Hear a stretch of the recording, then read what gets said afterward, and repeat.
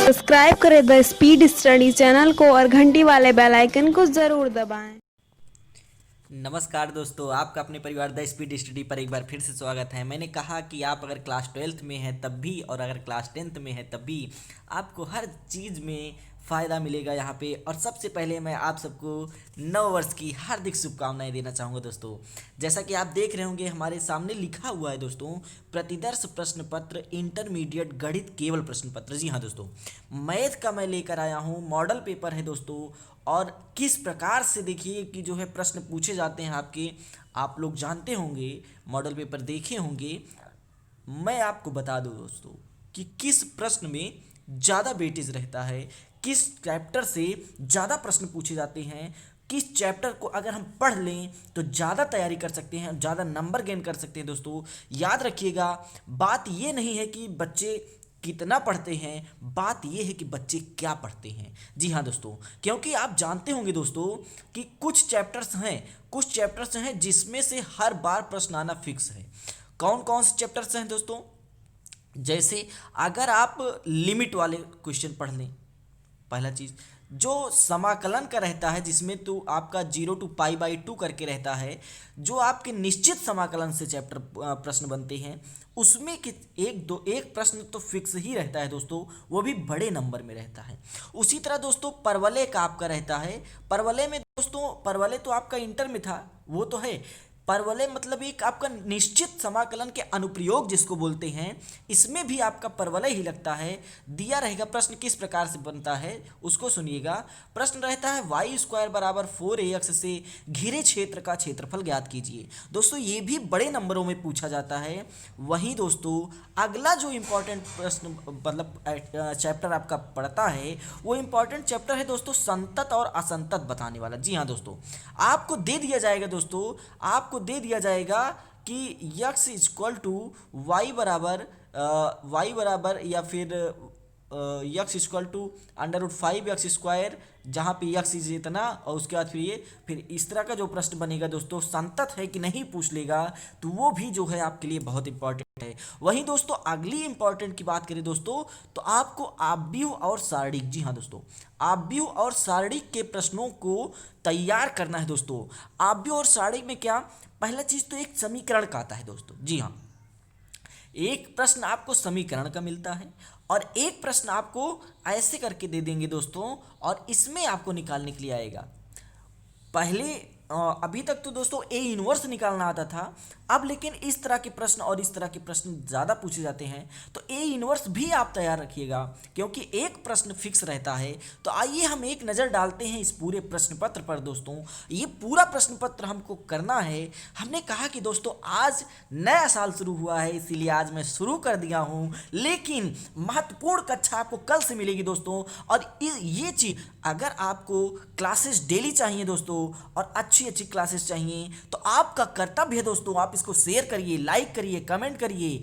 और अगर आपके कमेंट, लाइक, शेयर हमको ऐसे लगते हैं कि हाँ सच में आप पढ़ना चाहते हैं दोस्तों, तो आपके लिए महत्वपूर्ण क्लासेस चलाई जाएंगी। जैसा कि आप देख रहे हैं स्टार्टिंग में पहला प्रश्न जो आपका बना, ये देखिए संबंध तथा फलन का बन गया। संबंध तथा फलन का पहला क्वेश्चन बन गया। इसमें देखिए यफ एक इकाई है, आच्छादक है, आच्छादक इकाई है। तो मैं बताऊंगा दोस्तों, ट्रिक से बताऊंगा कि आखिर कैसे आप पहचानेंगे कि फलन इकाई है, आच्छादक है, ऐसा तरीका बता दूंगा दोस्तों, भूलेंगे नहीं। केवल मैंने कहा दोस्तों अब आपके पास समय नहीं है, मार्च में आपका एग्जाम होना है, 2 से 2.5 महीने आपके पास बचे हैं।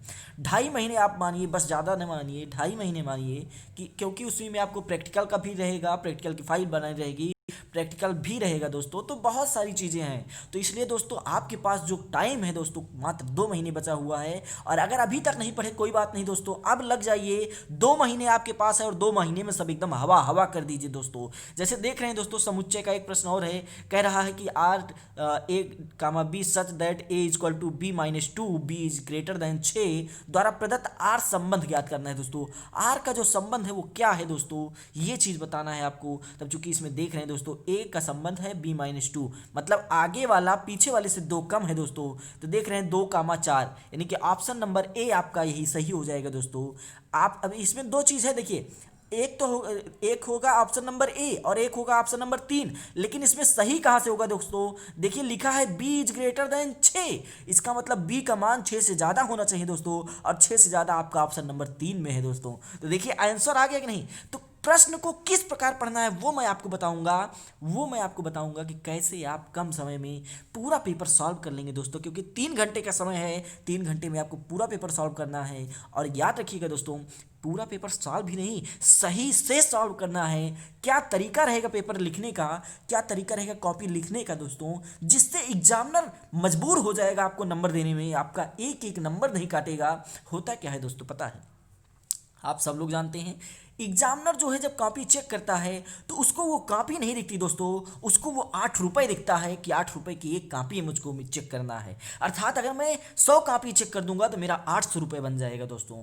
तो इसीलिए किस कॉपी पर एग्जामिनर ध्यान देता है और किस कॉपी पर एग्जामिनर ध्यान नहीं देता है, वो सारी चीज़ें हम सीखेंगे दोस्तों कि आखिर हमको किस तरह से लिखना है दोस्तों। तो बने रहेंगे अगर आप हमारे साथ।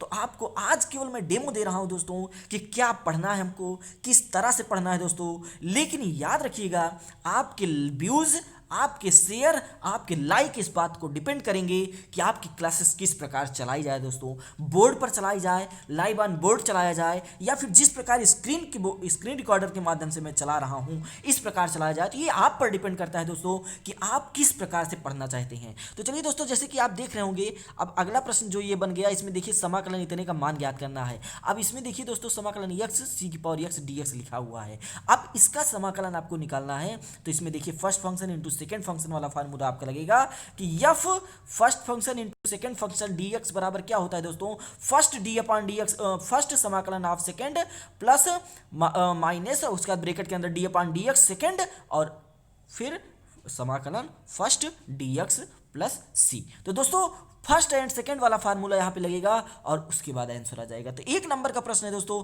वहीं ये देखिए वेरी इंपॉर्टेंट, एक प्रश्न बहुविकल्पी में इसमें का जरूर आता है दोस्तों। एक प्रश्न हर बार पूछा जाता है, अगर आप अनसॉल्व पेपर रखे हो तो उसमें देख लीजिएगा दोस्तों। अब यानी कि जो आपका समीकरण दिया रहेगा उसकी कोटि निकालना रहेगा। कोटि और घात दो चीज होती है दोस्तों, कोटि निकालनी और घात निकालनी। कोटि का मतलब जैसे दोस्तों d2y अपान dx2 लिखा है ना, तो ये जो 2 है ये कोटि है। लेकिन अगर वही ऐसे करके ऐसे होल स्क्वायर कर दिया जाए, होल क्यूब कर दिया जाए, तो इसकी जो घात होगी दोस्तों वो 3 हो जाएगी। वही देखिए दोस्तों, कह रहा है कि दोनों परस्पर लंब हो तो डेल्टा का मान ज्ञात कीजिए। जी हाँ, लैम्डा का मान ज्ञात कीजिए। तो दोस्तों बिल्कुल आसान है, पूरा प्रश्न मैं कराऊंगा। इसी तरह मेरे पास कम से कम 50 मॉडल पेपर हैं। जी हाँ दोस्तों, कम से कम 50 मॉडल पेपर हैं और वो 50 के 50 मैं करा दूंगा दोस्तों। पूरा आपका खत्म हो जाएगा, मैथ में कहीं भी कोई भी समस्या नहीं आएगी, उसी 50 में से फंस जाएगा, ये मेरा वादा रहा आपसे दोस्तों। 100 का 100 नंबर आप लाएंगे मैथ में। बस बने रहिए मेरे साथ और देखते रहिए। वही देखिए दोस्तों, इसमें लिखा था काट इनवर्स इतने का मुख्य मान ज्ञात कीजिए। फिर लिखा है दिखाइए कि फलन इतने पर संतत है। मैंने कहा दोस्तों संतत। फिर देखिए कोटि और घात बताना है इसमें। तो बहुत आसान प्रश्न है, पेपर कठिन नहीं बनता दोस्तों। यहीं पर देखिए आपका सेकेंड चैप्टर है जिसमें आपको अधिकतमीकरण और न्यूनतमीकरण अर्थात आपको मैक्सिमा एंड मिनिमा के प्रश्न भी इसमें। वही देखिए ये प्रायिकता का प्रश्न आ गया दोस्तों, और प्रायिकता का बता रहे हैं दोस्तों 4 से 5 नंबर का आपको प्रायिकता का मिलना है और 7 से 8 नंबर का आपको शंकु परिच्छेद का मिलना है। तो ये सब चैप्टर्स दोस्तों होते हैं जो फिक्स होते हैं कि आपको उसमें से प्रश्न आने ही आने हैं दोस्तों। तो बने रहेंगे अगर आप हमारे साथ तो आपको जरूर मिलेगा। जैसे देखिए फॉग और गॉफ, जी हाँ दोस्तों बहुत आसान रहता है। फॉग और गॉफ में क्या होता है दोस्तों, यफ ब्रैकेट के अंदर जी एक्स, इसका मतलब हो गया फॉग, जी ब्रैकेट के अंदर यफ एक्स, इसका मतलब हो गया गॉफ। तो कठिन नहीं है दोस्तों। फिर वही देखिए बीच का कोण निकालना है दोस्तों। इसमें बीच का कोण निकालना है और बीच का कोण हमको पता है दोस्तों tan थीटा बराबर m1 प्लस m2 बटे 1 माइनस m1 इंटू m2। यहीं से दोस्तों निकल जाएगा आपका। फिर देखिए 3 विद्यार्थी इतने को हल किया जाता है, संभावना इतना इतना है। प्रायिकता प्रश्न देखिए एक और आ गया दोस्तों।